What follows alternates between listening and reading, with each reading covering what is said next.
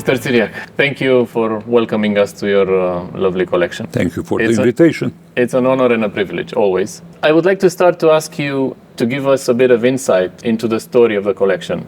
How did it start in your mind? I do not believe that a youngster, when I say a youngster, somebody of 12, 13, 14, 15, something like that, never have dreamed to make a connection with something that is moving. Probably 200 years ago, the moving thing was the horse, or in Africa, the running, and so on and so on.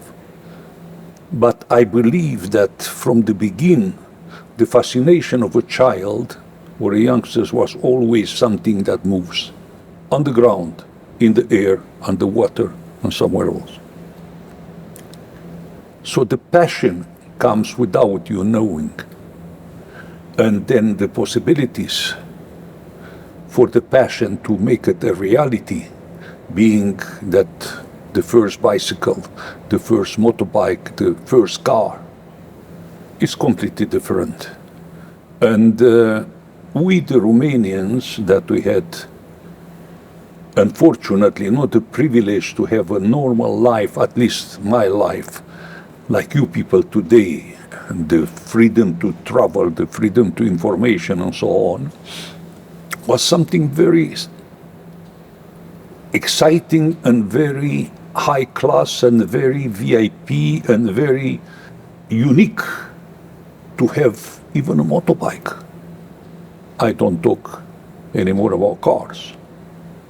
My first car was a Skoda Octavia. And unfortunately, believe it or not, with the luck that I have, the moment I wanted to take it off the gate and leaving with it, they opened the hood and the engine was leaking already. So it was a nightmare until they give me another car and even those days. And I'm talking the 60s and so on.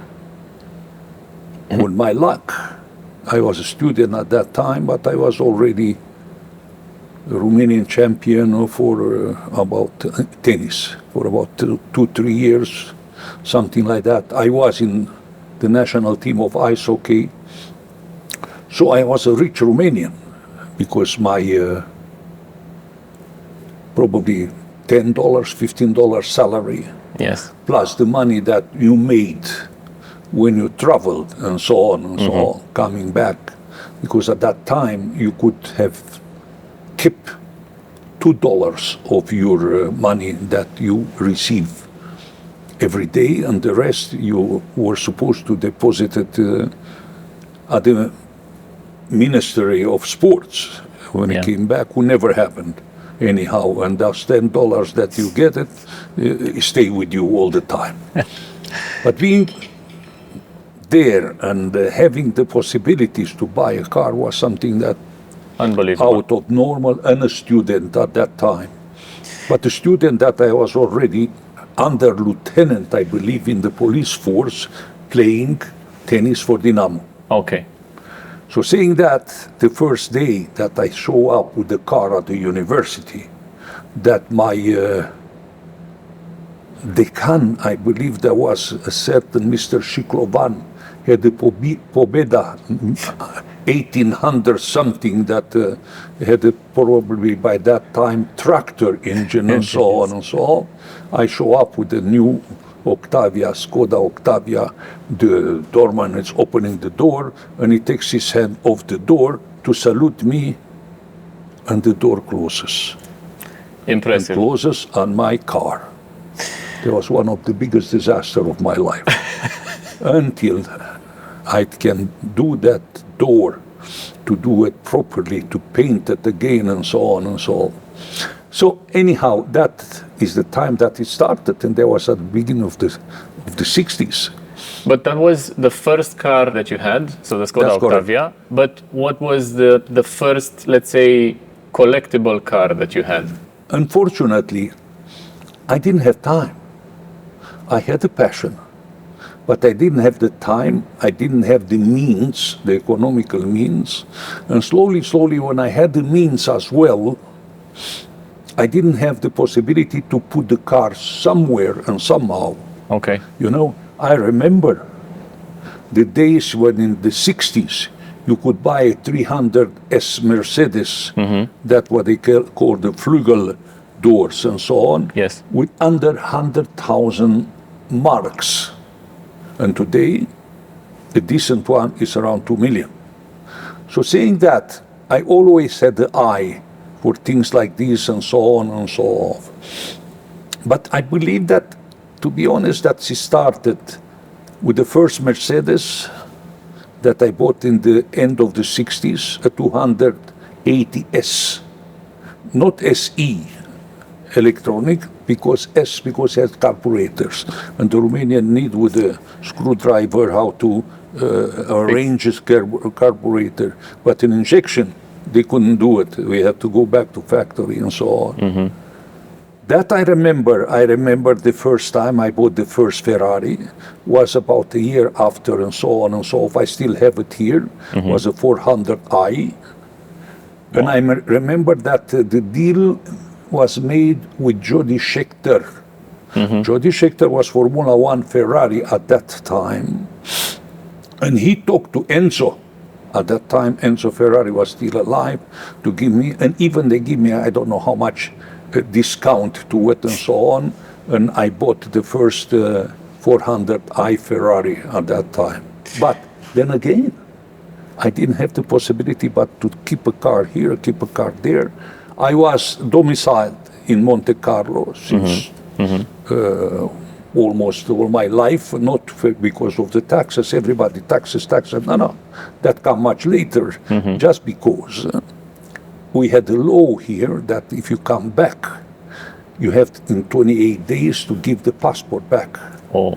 And after that, to give it, to receive it again, until you get a visa or something, was a nightmare. And that's the reason in those days I was still living in Monte Carlo, where you could practice 360 hours a day and 352 days a year, and we could keep one Ferrari there and so on and so on.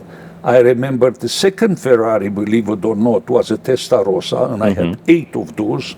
The last one is still here. And at the same time, when the F40 came out, I remember that one. And I remember that one because it was very difficult to get it. And again, at that time, were the Formula One drivers, I don't know if I was a Schumacher or was Gerhard Berger, whoever it was, that I could get it to them and so on. And at that time, I started looking around. And there was at the end of the 60s, beginning of the 70s. So you worked a lot in that period, and I didn't have time, because when I finished in 72 as a player, yes, and I started coaching, yes, that was twice as difficult, because I have to know what my player wants tomorrow, even if he doesn't know it. And saying that, I didn't have the time. And the famous F40 that I bought it, I remember that Kashiragi at that time, the husband of Carolina de Monaco, said, "Yo, I paid $200,000 for the car. I'm not going to get it because I sold the papers with 1 million. Wow. From 200,000 to 1 million. So I said, I'm not going to sell it. I'm not going to sell it. I stay with, I'm not going to sell it, that thing, almost all my life with one exception. Because I bought another F40 with 700,000. Wow. And I put him in Germany, in Munich, somewhere in the garage. 10 years after, in the 80s. Mr. Becker as well was the guy with the garage, not my Becker, Boris Becker. Say, Herr Tiriac, was mache ich mit 2 F40 Ferraris? Almost 10 years I forgot my Ferraris. So I had to sell them the first day when I get them out, because I didn't know where to put them. Okay. A, and B, they had to go back to Maranello to dismount the engines to put them back, because 10 years those cars didn't move. So basically, you had a lot of cars all over the world. Correct. Before you realized that you needed to bring them all together in one place. That's absolutely correct. And to have a collection was not a dream, was something that you could not even think about achieving, because it cost so many millions and millions and millions, because I still had access to everybody, to Ecclestone. Ecclestone started his collection of Formula One and other cars 50 years ago, 70 years ago. Yeah. You know, that's the reason that today we're talking about collection, we're talking about price, we're talking about cars. Why a Ferrari? Wow.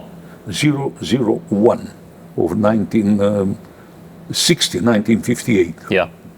was sold some months ago with 85 million. Astronomical And figures. how much money should Ecclestone, because he might sell all his collection. I am a very good friend with the gentleman and family friend, if you want me to do that and so on.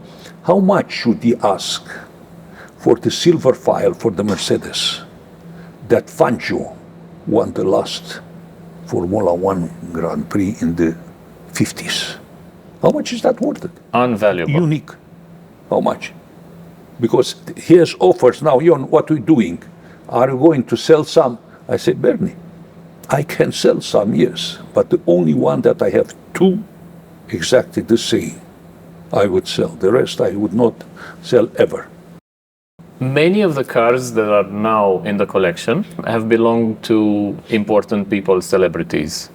Princess Marina, Sir Elton John, Aga Khan, Dean Martin, the Duchess of Kent. I can put a big list of celebrities. How do you get these cars in, and what do they mean to you? It's a huge industry. It's a huge industry. Billions a year. Billions a year. That change hands every year. And the moment that you have the history of the car, and the car is 100% original, every screw has to be original. To win Pebble Beach, oh, that's Phantom 4, ex-Aga Khan. Yeah. Win it. It cost more than the car and about 2 years to put every screw together. Of preparation. Otherwise, you don't get the permission to present it. And when you present it, and those 7 guys comes and take every screw around and every part of the car, and from engine to paint to everything else, you don't pass. You have made a mark in a lot of concours d'elegance events, Fila d'Este, Pebble Beach, and so on. How important is it for you to have the cars to be recognized in these events? I'm a collector. This is not a museum. And unfortunately, but then I don't regret it, I did not collect cars for profit. I collect things that I like. When I was in Pebble Beach, which is by far the biggest yearly event in this world concerning historical car, there are about 20 huge auctions there. And when I say it an auction, there are 20 that at least they sell 500 million to $1 billion each at that time. And unfortunately, I get carried away that year, carried away badly. And it's in tape somewhere, because that was taped by the American television. Okay. And in 2 days, I bought 28 cars. From the F40 that is here, to Dino Martin Jr., to Sammy Davis, I think, and so on and so on. And the moment that the car is original and you have the history on the back, the price is double right away, minimum. And They are at the auctions. They are at the auctions. I remember, and I ignore it, unfortunately, Sean Connery. Ion, you with your collection, they told me that they are going to sell the DB5 that I ran into Goldfinger's movie with that. I say, Sean, the bloody car is going to cost 10 times, 20 times more than it's worth because of that. Yes, but it's worth it. And tomorrow is going to be more expensive. And it's true, a car that it's anywhere today between 500,000 and 2 million, depends how it is, was sold with 5. And today, if you want it, it's 7 after 2 years, 3 years.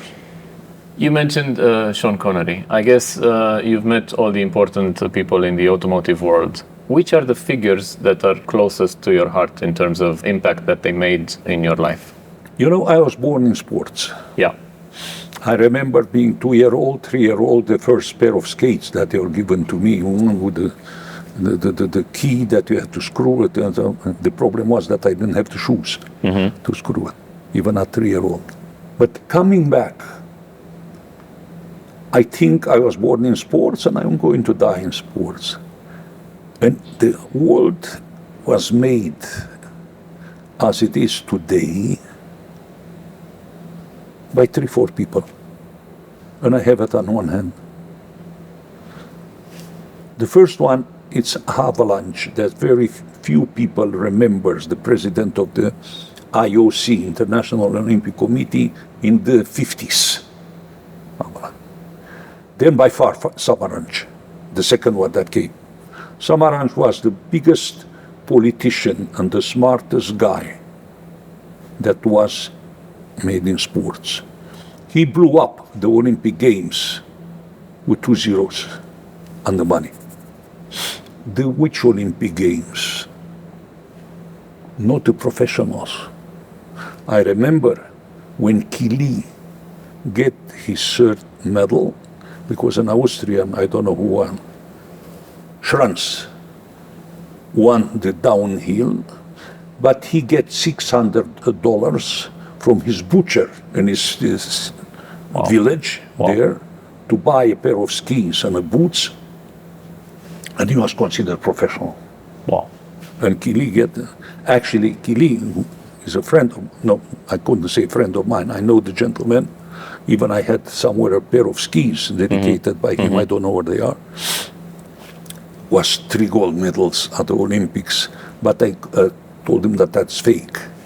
The only 3 gold medals was Tony Zeiler, the Austrian there was. But coming back, so you have Avalanche, Samaranch, and by far the third one, it's Eccleston.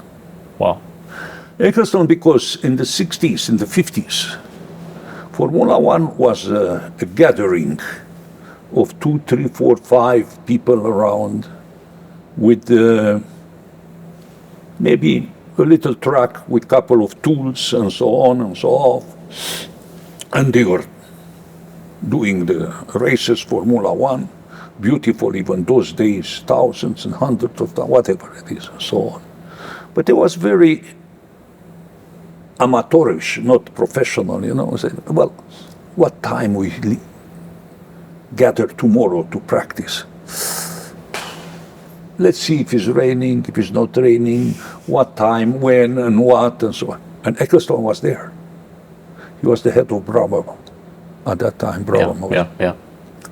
So this guy with one hand, a racer, pilots, industry, circuits, television, media, and everything else. You cannot ignore that. He brought them all together. From zero, he made a business of billions a year, having everything in his one hand.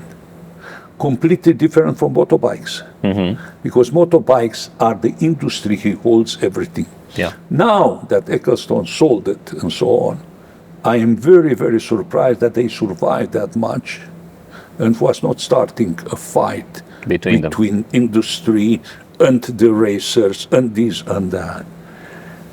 But Eckerson at 92, by the way, he has a son that is a year and a half or 2-year-old. He's still active. People still asking him from A to Z. And he's the one that is in my hand here. Then I wouldn't put Blatter or another on the football. I wouldn't put any of the Olympic guys and so on and so on. And unfortunately, everything that is sport is getting up with the speed that no other industry or anything grow up, even not even IT. I bought a tournament in 1990, and in 2022 last year, I sold that tournament with 200 times the price that I bought it in 1990. Amazing. But figures. is an event. It's an event. And Madrid is probably the best event in the world of tennis. And you cannot sell something that is not worth it. So this guy that they bought it, they did a great Job. deal. You have a special relationship with Porsche. Can you tell us what the brand means and what your connection is to the family? The family connection is not a new one. I knew Wolfgang 40 years ago. I knew his father. And his father was one of the personality that when you walk in a room, you knew something is different with that human being that you see in front of your eye. And I have 2 or 3. This person was the emperor of Persia, the Shah. That man under 1.60 m, when you walk, you know that it's completely different from eyes, from everything. The grandfather of Wolfgang, and mainly the grandfather, because the grandfather was a young engineer that projected that car that you see here, who looks like a Beetle. At that time, he was working for Mercedes. Yeah. So that's the last Mercedes built by a Porsche. And at that time, the war and Hitler, the Leopold tank that was built and so on and so on. It's coming from the Porsche family because they are Austrians, they are not German, and Hitler. Yeah. Yeah. You have to do it, and when you say those days that you have to do it, you just have to do it. So actually, the father of Wolfie, the first time I saw it was in 85. Mm-hmm. In 85, they came out with the famous 959. Yeah. That car, the 200 cars that they were built, only 200, actually 201, because Karajan at that time was not very young, was about 85, my age. And the first wall that he get when he came out from the factory, he went to the 959 and the first wall, and they built him another new one, not that car. But I get one of that car, and there was the car that Boris Becker won Wimbledon. So I show up at the Porsche factory, and I was received by his father and her Tiriac. Sie wollen ein 959. So he proposed the car to you? Actually, he didn't propose the car to me. I was chasing everybody from marketing to PR to everybody in Porsche to get that car. Yeah. Because to get one of the 200 those days was not an easy task. And finally I get it, and the thing that shattered me, because I took a 17-year-old with me who didn't have a driving license. And the Germans are very formal, no, are not American, yeah. Call me Bill, call me Jane, no. Is this the young man called Boris Becker? Yeah. Oh, well done, young man. Don't you want a 959? I almost fainted. I mean, I stayed almost a year to get one, and a 17-year-old next to me, he can get one in 30 seconds. Impressive. So he get one, he get one, and he did a thing that you should not do, because a year after I made him a contract, a huge contract, millions with Ford. He was supposed to drive Ford.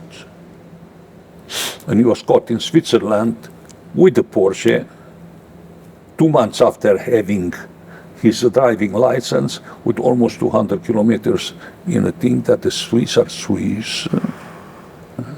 So the next day he had to sell the car. Wow. I can write you a history like that for everything it has.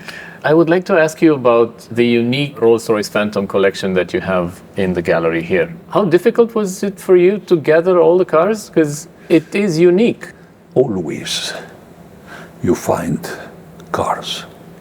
Depends on how much you are disposed to spend for it.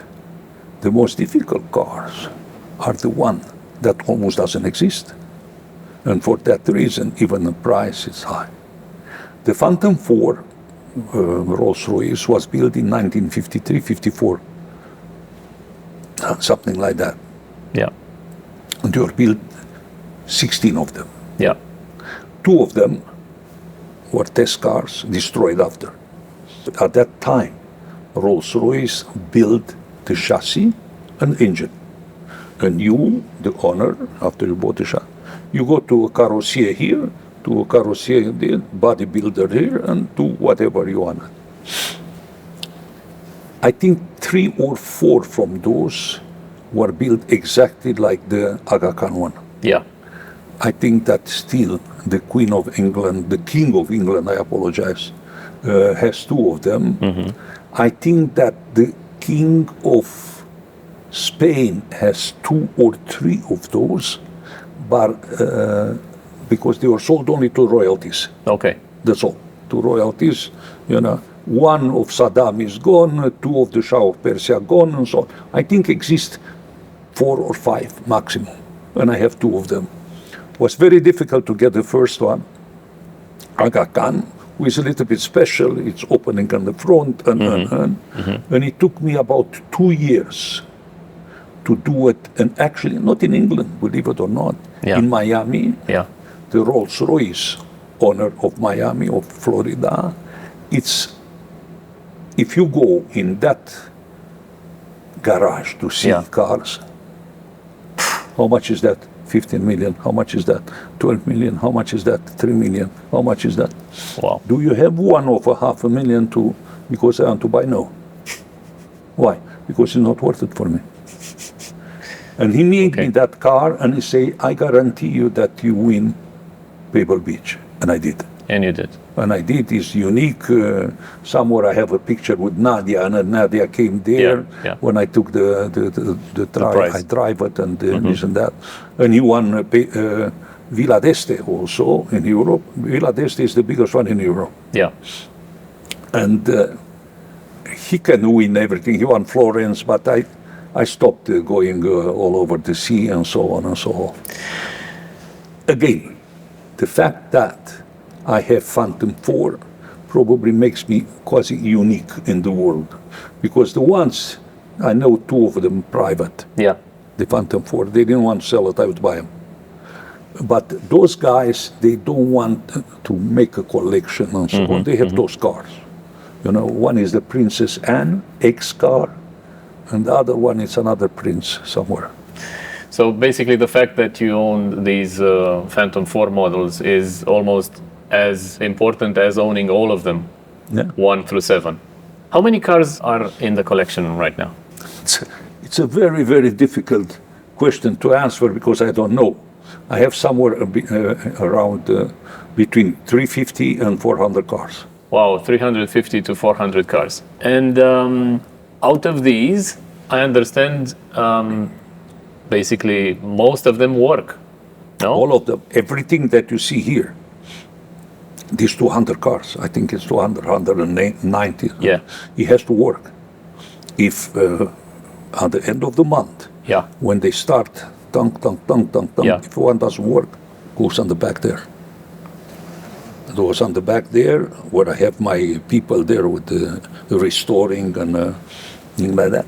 It's a very difficult job. I mean, I'm very much amateur here, not a professional. Completely. It's the things that I like, and actually, where I'm different is that I buy every single high car, being Ferrari, being Porsche, being I don't know what. If it's a limited edition, Yeah. I buy them. The investment is good for sure. Yeah. But they tell me now that I'm never going to take one to my grave, any of these, and I'm going to go like Steve Jobs, only with one T-shirt on me when I go. So they are here to stay. They are here to stay. So where do you see the collection in 50 years? You have to ask my son. I cannot guarantee you anything. I can guarantee you that in the next 6 months, I have 3 new Ferraris that they are coming. I think that my son bought an Aston Martin. That is the last one that is coming out with 12 cylinders and so on and so on. He has to have something, salt and pepper, to be interested, you know, to put the people here. The thing that fascinates me are the children. The children. We bought 2 buses, and every week there are hundreds of children that they are coming. Hundreds, not hundreds. They are coming here. And if I have the chance in my free time to match with one of these groups, it's the pleasure of my world, you know. Mr. Tiriac, I'm sorry. The little paper that is here is wrong.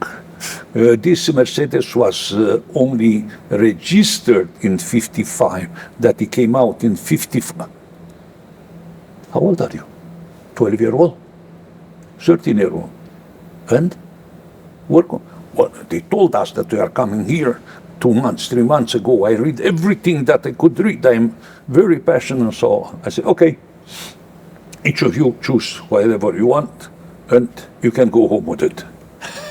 But we don't have driving licensing. That's my luck, because otherwise you could take it out again and so on. It's fascinating. That thing is much more fascinating that the people, they come on the weekend. And to be honest with you, I never expected such an international recognition. We have now people that they come to Bucharest. You can talk to the manager here, just in the morning, to see the collection going back. I had 10 days ago the Minister of Sports of Bulgaria writing me a letter like this: what beautiful, what this, what that, and so on. So Absolutely saying that amazing. it's okay, we have not considered as a business, it costs money, no problem. As long as we have it, it's okay. I would like to put another 100 here. I have to say how much, because the prices for construction now, they are about 5 times more than the last 5 years. But I would like to put them because I have enough to be functional. And probably I might do somewhere else, maybe Brasov, because I was born there, another 50 cars, even if they are not functional, you know, just to show them how they were those days. So the biggest reward for you is the legacy that the collection transmits to the children. That is my best reward, you know. The rest, economical or I don't think it's very important, because it's going to get up and not selling anything. Though I think that I might go to a big package with Ecclestone and put some of my doubles here, because, oh yeah, I have a proposal tomorrow morning. The biggest auction organization in the United States want to buy it completely, from A to Z. Wow. And it's not for sale. Mr. Tiriac, you are too young. I said, thank you. Young for what? Everything is for sale. Depends only on the price. I said, don't check me with me, because it's not for sale. And finish out. So I sent them to Ecclestone. With that one is for sale because he doesn't want it anymore. But he has a little problem that it's, I don't want to be grotesque or to be, he said, Ion, I sell it. But what am I going to do with the money? See, why don't you give it to your two daughters? Because they don't like it. They will appreciate it in time. So that's the reason after 65 years of tennis, I sold the tournament in Madrid. I shouldn't have ever sell it. But my children have other preoccupations, and that's absolutely normal. What about the team here that maintains the cars and also restores them? How important are the people that work in the collection? The people working here, it's okay. Because I have a lady that is a manager of this, looks here, looks there, and so on and so on. For the time being, we didn't have too much security because for the time being the people are normal in their heads. Yeah. What is very difficult is on the back there. To find a mechanic, to find a carrossier, almost impossible. Is this a lost art? Impossible, because you have to be passion. You have to like that, not to come to work, to come to do something. We have there, and this almost 3-year-old, an Hispano Suiza. Yes. Very rarely, and so on and so on. When I bought it, was ready for show, was ready for that. When I broke it here, we had to break it in 350 pieces. Even the bodywork, the skeleton was wood. Yeah. So we had to do completely new everything. Yeah. Now, after 3 years, it's not ready. You know, they did beautiful work. You can see one of the Rolls Royces there. Yeah. You can see them that they work. But I think there are about 10 people there. They cannot do more than one car a year. So it's a small team, but a passionate one. Huge industry on this thing, and very, very expensive. Poland was the smartest nation in Europe for that. They have tens of these kind of shops, good ones. Wow. And the Germans are doing that, and they say, done in Germany. Impressive. Oh yeah, but doesn't matter what is done. It's well done or it's not. I'm sure this is the one of the most difficult questions. Do you have a favorite car in the whole collection? No. Do you have a top 3 or top 5?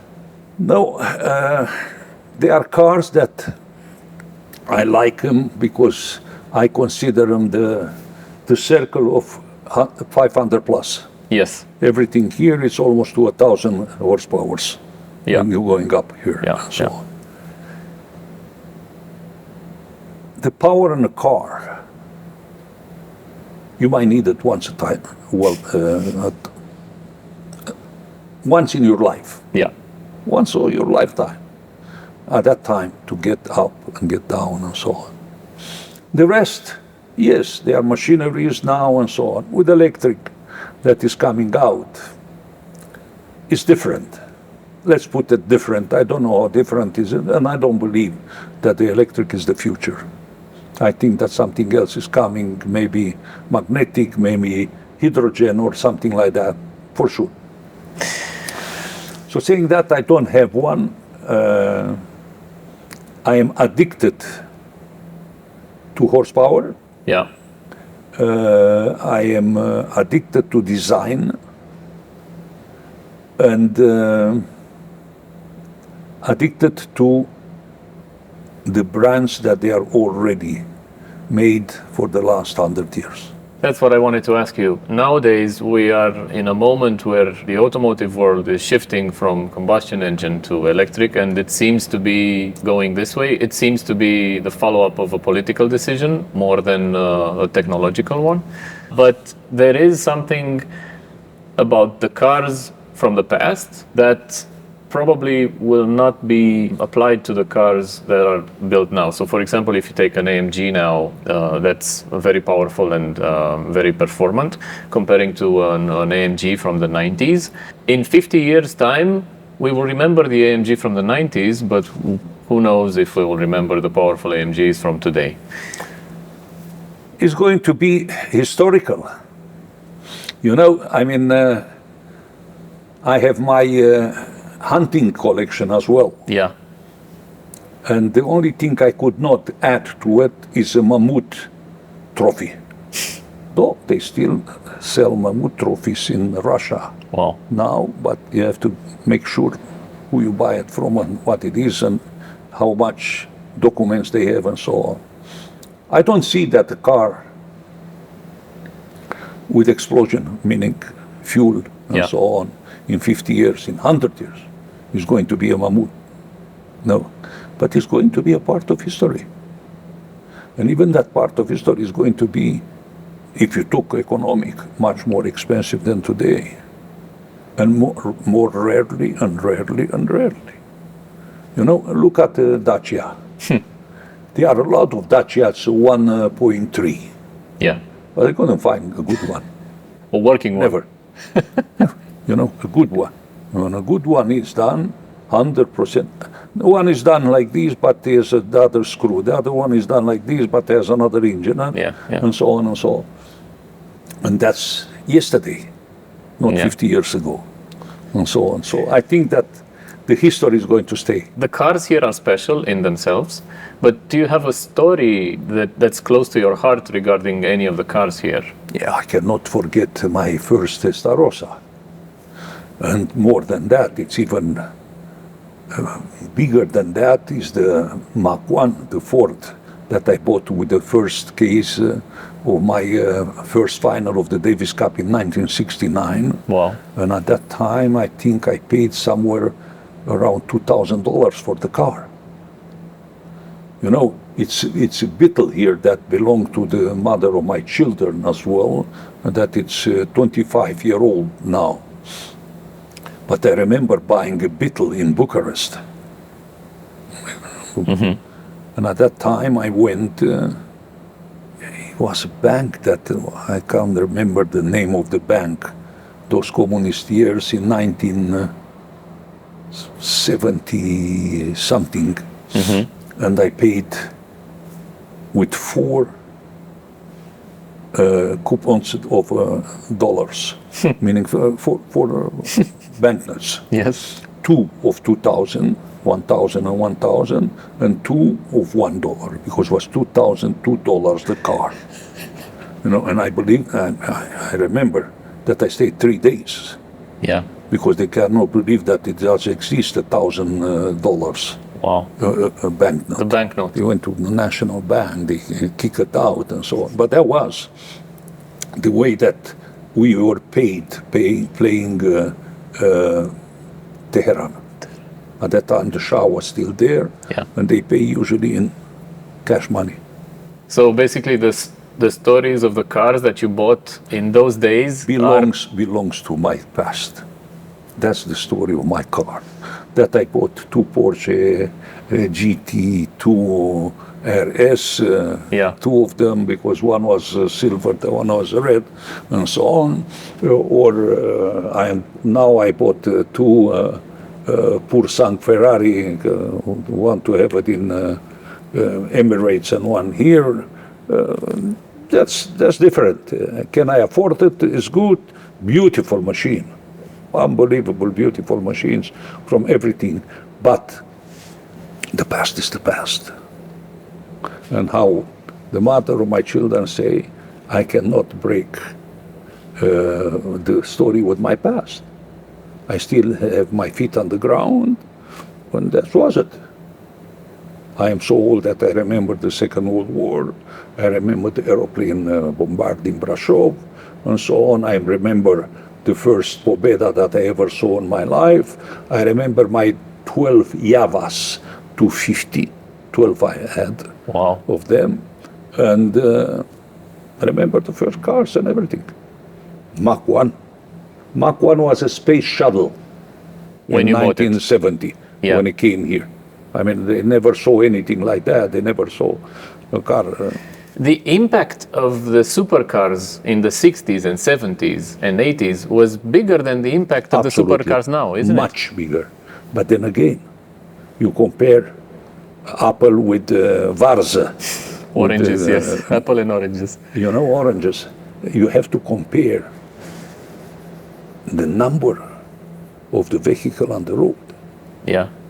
You know, I could do Brașov, Bucharest, easy with Skoda in an hour and 50 minutes. Nowadays, this is not possible anymore. Now you do it in 5 hours. Yes. The train is slower than in the times of Carol II or something like that.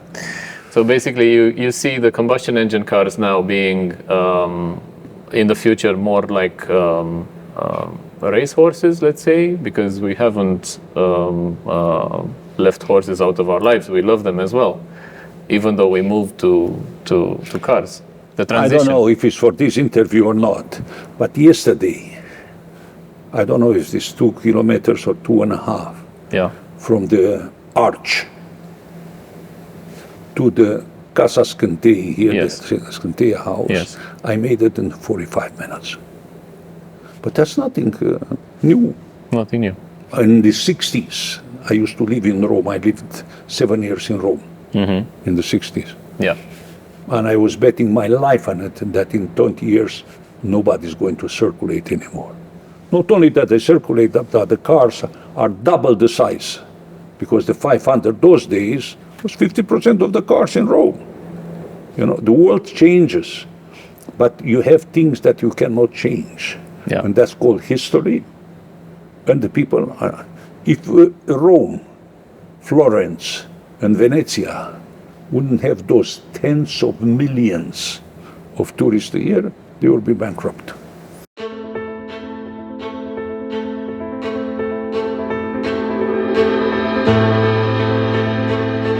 So, Mr. Țiriac, this is not only a very famous car, also unique and also recognized with prizes. It's a 500K that is called 400K. And Cabrio, there were only 90 pieces made. So for that reason, and being called the Hitler car, Yes. that's something that the history accepted, Yeah. was very difficult to put your hands on something like that. This is coming from a Eccleston Museum, believe it or not. Wow. Was sold to the New York Museum. I bought it in the United States at an auction. What is very, very interesting, when they came to the Museum of Mercedes here in Europe, Yes. the first thing that they say, we are very sorry. The paint is not the Mercedes paint. This thing was painted in the United States, and they don't have Mercedes paint. So I have to paint it again, once more, and the painting job cost me about 35 times more than it cost me a painting job here. And this on the left, obviously, the Phantom Collection. There is the Phantom Collection. The only thing that it's not in the Phantom Collection is the Phantom A that came out 2-3 years ago. You have not only the 7 that it's here, because you have, I think, there are 2 Phantom 2 ones, 2 Phantom 3, you have a convertible as well, Phantom 3, and you have the 2 Phantom 4s. And this is the famous Aga Khan, Yeah. who has a different carrossery, how you can see, different body shop, and was made in Miami, and this was won every single prize where he was presented. And this one one is the famous Elton John. Elton John, has the carpet inside that thick and is pink, so we let it exactly how we got it. On the right here, we have historical Jaguars. What do you think about this brand in terms of history? You see, a brand, it's a name that stays with the product as long as the product lives. The product might go up and down, up and down. You know, Jaguar had a moment, a low, because the owner at that time put another very common little engine on it. I don't want to mention who it was. And he lost from the appeal. But here you have Jaguars that they are almost unique. You know, beside that you have an E. Yeah. That is a racing one, but you have a 100 that is very, very rare. And one of the hundreds was a Romanian one, King Mihai. King Mihai, yes. Had a 100. I don't know where it finished. He was also very passionate about cars. Oh, all the time. And out here on the left, after you finish with the Rolls Royces, you also have... And I start with the British Bentley. beauty again with the Bentley. That Bentley, I had it in Monte Carlo years and years and years, and I circulate in... The convertible one. Yeah, all the time. And they are all, again, beauties that was fascinated me. Some of them were right hand, some of them left hand. I would like to go here on the right to these very special Mercedes models, the white swans. The white ones, it's very new here. It's not even half a year old. Yeah. They are called the White Swan Collection. They are the white swan in the Museum of Mercedes. They are sold together from the Mercedes to the last owner. Yeah. And if you can see inside and outside, they are new cars, completely new cars. I mean, it's difficult to find something like that in the today world. And that one is another one of mine. There was the first Land Rover in Romania, and it's completely redone. I still keep it. To give you an idea, you know, to redo this car in England, okay, would have cost you twice as much as a new car. And out here you have the Porsche 959, which you spoke about, and next to it you have an old Porsche Speedster. 959 is not mine. It's Okay. my son. Your son. My son, when he was 15, I told him, choose a car. You know, it's 15, he's 46. Yeah. And he said, the 959. I say, okay, when you are going to be 35-year-old, tell me. The day they was 35, say, can I have the keys? What keys? What are you talking about? The 959. And out here I see like an old Speedster. The old Speedster and the new Speedster, I don't know where it is. It's here somewhere as well. Yes. The Lancia Delta Integrale is like such a piece of history and such an iconic... Not Integrale. No, the Fulvia. Yeah, the Fulvia won Paris-Dakar in the same year that I used to play for Lancia Tennis in Italy. And they made me exactly the same car with the same engine. This is a Dino, very, very expensive for his things in the car. The Ferrari Dino is like such an iconic model and such an inspiration for them to cars for the present. Yeah, yeah. It's fascinating how the Italians managed to make such a mark in history. Enzo Ferrari was a very difficult and different human being. He always say, not the pilot wins the race, the car. And he always he had an unbelievable straight relation with the pilots. With the pilots, yeah. Even now his son Yeah. has it as well. But he always say, you are good, but the car is better. Mr. Țiriac, thank you so much for taking the time to speak to us. It's always a pleasure and a privilege. And I also want to thank you for basically giving the world this gift of the Țiriac collection. Thank you for inviting me. If you go home, don't take any car.